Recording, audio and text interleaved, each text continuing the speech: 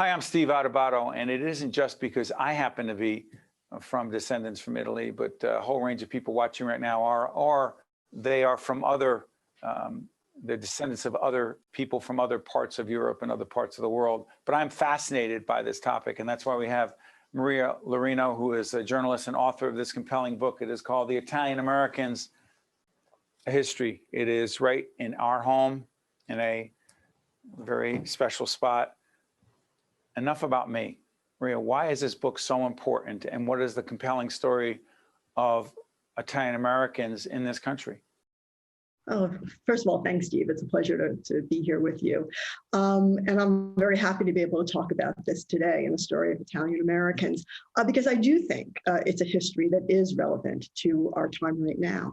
The Italian Americans were the Italian immigrants were the largest group who came here from Europe during the Great Migration. And their experience and their struggle, I think, has many universal impact and similarities to the immigrant struggles that we're seeing today. It was very interesting when I began writing this book. I was asked to write the book for a PBS documentary. And my experience as an author had been to write personal stories of Were You Always in Italian was my first book. It was great. Check it out. PBS did a great job with that. Yeah, the documentary is excellent. And it was a very personal experience of what it meant to be Italian American. And then I got to really move the lens back to the much larger experience. And one thing that I have to say, Steve, that really surprised me in looking deeply into the history was how many tumultuous political events Italian Americans were linked to during the 20th century. Such as? I can start with the 1920s radical anarchism because of the Sacco and Vanzetti. Exactly, of the Sacco and Vanzetti trial. What happens is the community is tarred for the accused action of a few.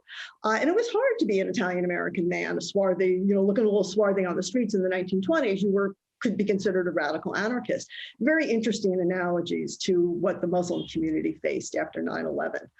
The decades move on. Fascism in the 30s. Mussolini was considered a hero to many in this country. The Saturday Evening Post serialized his autobiography. Will Rogers loved him. They thought he was stopping communism from coming to Europe.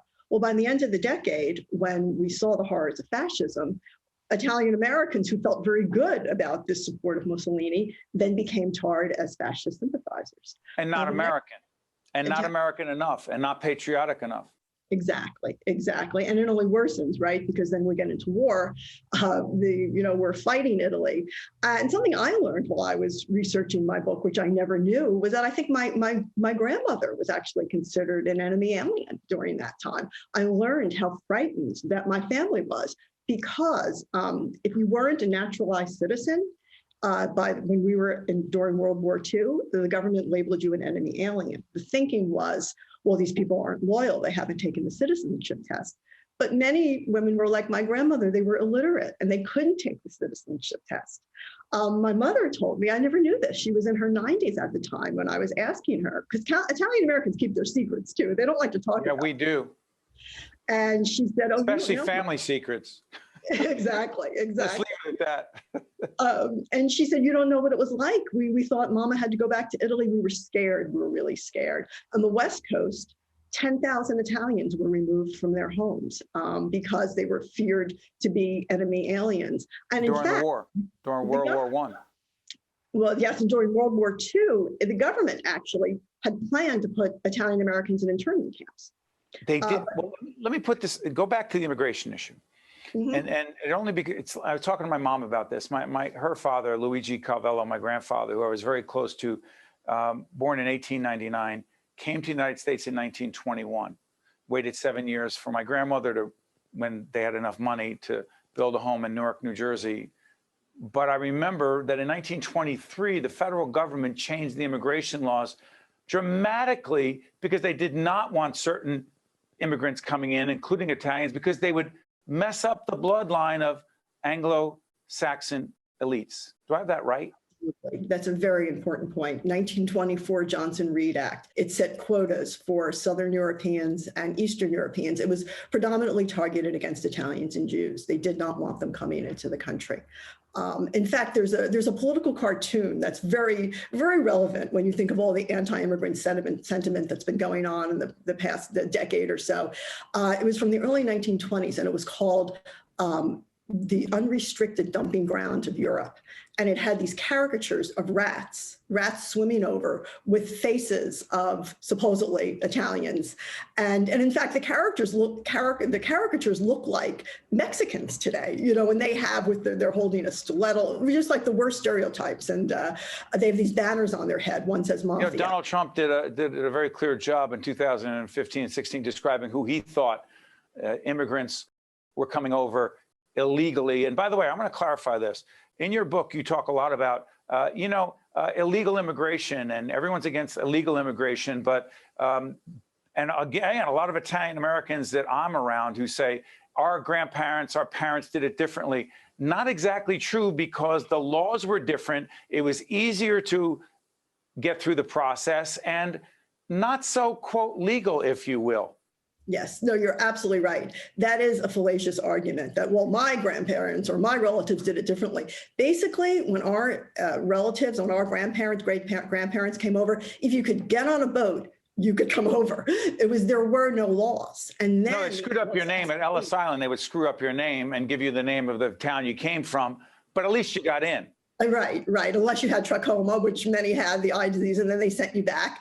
Really just horrible, horrible journeys. But yes, and then it was because, exactly as you say, the Anglo-Saxon elite, and remember there was a eugenics movement going on during the 1920s, this notion of pure blood and who had pure blood, and they did not want Italian Americans here. And that's when the very restrictive law went into place. But as you fast forward and you see so many Italian Americans accomplishing great things in this country, and again, by the way, we had Maria on a while back. She wrote a wonderful book. It was and is called Were You Always an Italian? And I believe that was the great Governor Mario Cuomo who asked you that question a while back, and you started to figure out how connected you were to your Italian heritage. That being said, where do you think Italian Americans most are in our country today? And I don't mean just politically and ideologically, but in terms of assimilating into the culture. Mm-hmm. A, and B, why are there so many Italian Americans who aren't as open-minded to other immigrants as they were about their people?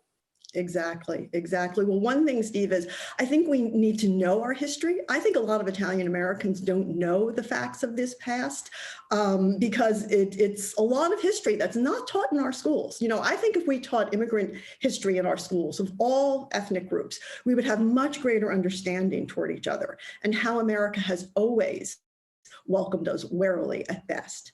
And I really do. I really feel that if we're more open and understanding of our history, we'll see those parallels and we'll see those analogies. And I think Italian Americans should feel very good of where they are today. I mean, many are very, very economically successful. They found their place in the world. But, you know, many of us also long to know about who we are in that history and how that history may have affected who we are. And I think there's just some very, very interesting lessons in that. I also think, Steve, I'll just add one thing, that I think the younger generations also are more curious about, you know, ethnic character. I know my son is. My oldest son, Nick, at Fordham is fascinated by Italian culture. Well, that's great. And that's how it will continue. And I think there's this quote that to be rooted may be the most fundamental human need. And I think we need to feel rooted. And that's why this gives us a lesson, a book of who we are and where we came from and where we can go. We're a follow-up on this.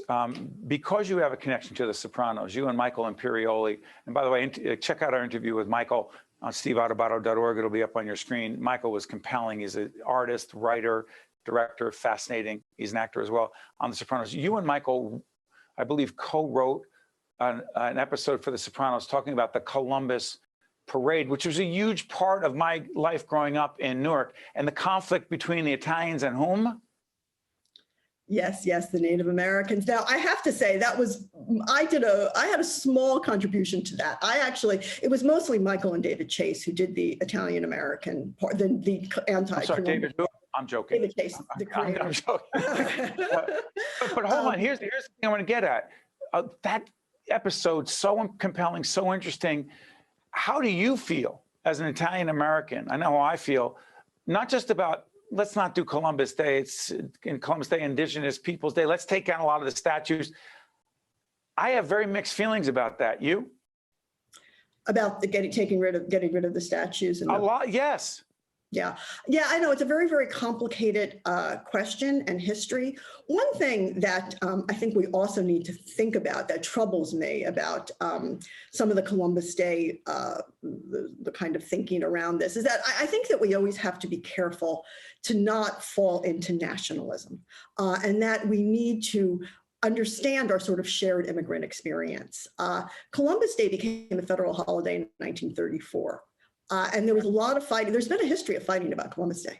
And in the 30s, the fighting about Columbus Day was between Italian-American groups who were pro-fascist and Italian-American groups who were anti-fascist.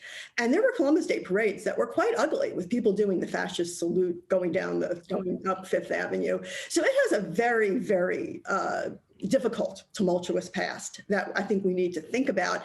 And I think we need to think about it as a kind of immigrants' day, that the Italian-American progressives at the time were saying, let's look at this holiday to talk about the struggles of Italian-American people. And I think if we think about that and think about the struggles of all immigrants, we can all learn from that too. Henry, you got a lot of people thinking, and that's the point of this conversation. That's the point of your book. Maria Laurino, the book is The Italian Americans, A History. And it's not just about Tony Bennett and Frank Sinatra. It's about a whole bunch of other people, Mildred Ferrara and Speaker Pelosi, countless others. Hey, listen, thank you so much, Maria. I can't thank you enough for joining us. We appreciate it. Thank you. Always a pleasure to see you, Steve. Well done. Stay with us. We'll be right back. Think Tank with Steve Adubato has been a production of the Caucus Educational Corporation. Funding has been provided by IBEW Local 102, Bank of America, Englewood Health, Delta Dental of New Jersey, the Fidelco Group, the Russell Berry Foundation, PSC&G, the New Jersey Economic Development Authority, and by Johnson & Johnson. Promotional support provided by Jaffe Communications and by NJ Biz. It only gets better when we stand together to tough through and get by. Even though it's harder than ever, we're gonna make it. Long as we don't break it, just do right. There's no sides. We must know it's part of forever. It only gets better.